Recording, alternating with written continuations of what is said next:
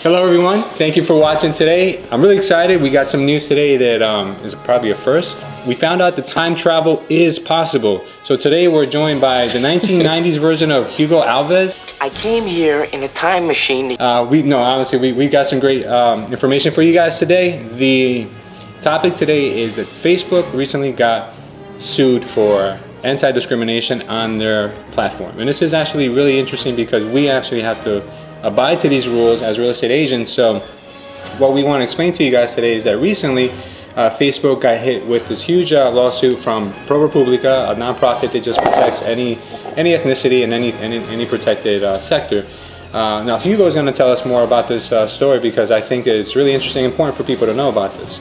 Yeah, so what happened was, so when you utilize Facebook to run ads as a company, you can target particular individuals. So for example, when I run an ad, and if I'm looking for potential buyers or sellers, I'm looking for people who've shown interest in things like Zillow, Realtor.com, Trulia, and things of that nature. But Facebook also does give you an option to exclude certain categories when you're posting an ad. Now, I don't think that Facebook did this intentionally, but they do have that ability where you can exclude certain people from this. So, for example, one of them was I probably shouldn't say what it was, right? Because I'm probably going to go back. Well, one of them was Spanish speaking. Now, that ad could have been entailing towards a job that required you to speak English in that case, right? Well, that can be considered when you're looking for something for rent or for sale. If they pop that category in there, which works in other instances, in that instance it doesn't work because then you're stating that anybody who speaks Spanish cannot purchase or rent this home, and that's exactly what was happening. I don't think it was anything that intentionally was done, but those categories are available, and they were sliding through the cracks. Pretty much is what was happening. And then Facebook's approval system, once you submit an ad, it does go in through an approval process. They were missing that, so they were being approved and they were sliding in there, and that's when ProPublica slid in and called them out on it. And to be honest with you, from what I've noticed is that Facebook took ownership of that. Yeah, they did, absolutely. I think any great company is going to own up to their mistakes, and Facebook did just that. They didn't hide, they didn't make excuses. They actually, they said that their platform can make huge improvements, and it did. Since then they've caught hundreds of thousands of dollars of paid ads that have discriminatory information in it. So, in my opinion, they handled it correctly. No one's perfect, and I believe this platform that they have is great for marketing, but it's got so many intricate features that it can be tweaked, and it can find loopholes where you can do this kind of stuff. And I always tell people that Facebook should be like a course in college because it's so entailed and it's got so many moving parts. It should definitely be dissected by marketing classes and things of that nature. But they are doing the right thing, so for that I do take my hat off to them. So I think that as real estate agents or professionals in the industry, we always have to be careful of this, even though it's a topic that most people won't talk about. It's kind of like hid behind the scenes. When we explain this to our clients, when we represent them, it's important for us to let them know that this is not just the Attorney General's memorandum signed here. We should explain to them that we cannot discriminate for any purpose based on sex, color, creed, anything that could be protected. For instance, I'll give you a great example of how in depth this stuff goes. I recently put in a remark on the MLS stating that this home was a walking distance to the park or to the train station. I forget what it was, and then they got kicked back to me because it was discriminatory. And I said, how is that possible? And he said that it offends people who might be in wheelchairs. And I said to myself, I never even thought of that, because when I started in this business, that was commonplace. Those things were commonplace.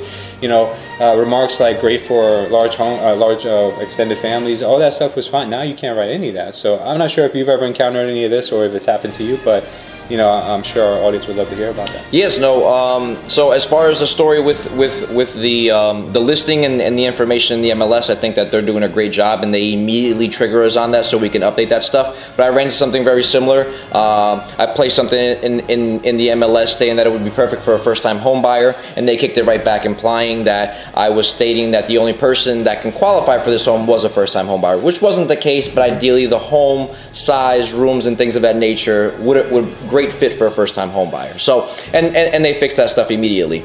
But yeah, in a day-to-day of a real estate agent, yes, I've ran into issues where I've sat there, explained the Attorney General's memorandum, explaining on what is prohibited when we're selling at home, and the clients will sign right off on it. The reality is that, you know, a month, 2 months down the road, they may say something, not direct against that statement, but they may say little things here and there that you should automatically trigger yourself to know that you want to cut the conversation right there and redirect it towards, we're going to look for the most qualified buyer, right, or the most qualified renter, sure. Versus entertaining that conversation of who should be able to or not to, because we've already had this conversation. But the one thing you don't want to do is ignore it, because the minute you ignore it, it's kind of like you're silently agreeing to the fact that they said that, and they may automatically assume that you've agreed with what they just said, right? So, but that does happen. It's happened to me before, and it is an awkward situation to be in, but that is the reality. It doesn't only happen with big corporations like Facebook and the people who are running ads through them, but it happens on a day-to-day basis. Absolutely. One of the most common things I think we hear as real estate agents, and a lot of people don't even realize it, that it's discriminatory. Sometimes our investors will tell us, I don't want to rent to Section 8, or I don't want to, or should I rent to people in Section 8, or I've been told that Section 8 is bad and I don't want to rent to them. Our job is not to be like, oh, okay, no Section 8, and then put in the remarks, you know, no Section 8 allowed. If we do that, we're directly violating a protected group of people who might be getting, you know, assistance. So what I tell them is that if they ask for my opinion, I say, I don't care if it's Section 8 or if they're paying out of their pocket. There's good and bad tenants on both sides. So what we do is we screen, we do an application, and then we can find out whether that person is the right one. I said whether you're going to get your money or not should be secondary to whether the person is qualified. So that's something that I can guarantee you people still do to this day, and they don't think is discriminatory. So you know, I'm not sure if you've seen that or if you come across that, but it really shouldn't make a difference where the money's coming from as long as it's the qualified person. Same thing with purchasing or asking about the neighborhood. What kind of neighborhood is this? What do you mean by what kind of neighborhood? The demographics state that, you know, the school system's a 9, you know, the average income is $56,000 a year. Whatever it is that you can say other than what kind of neighborhood is this, you know, if it's predominantly, you know, one class over another, you really can't say those things. You know, you can direct them into portals where they may have more information on what the city is made of or consists of. Yeah. So, I mean, those are the type of things that I think I would suggest anyone out there watching. Do you have any parting words for anyone that's maybe thinking that they're maybe violating or maybe has no clue what, you know, this stuff means to us? Yeah, what I would recommend if you're a buyer, seller, renter, landlord, if you don't know, ask. Ask a real estate agent, ask a professional in the business, because we can lay it all out. The Attorney General memorandum is pretty detailed. And we can go over it with anybody. It's not a secret letter.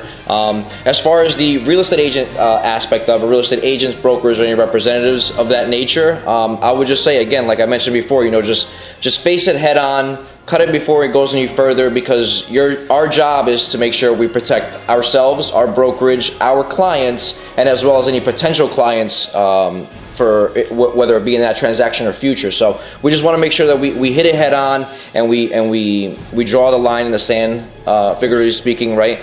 Just to make sure that everybody's satisfied and we're abiding by all laws. I think so. Well, thank you guys for watching today, and thank you 1990s Hugo Alves. I appreciate you joining us, and hopefully you get back to your time capsule. Now I need your help to get back to the year 1985.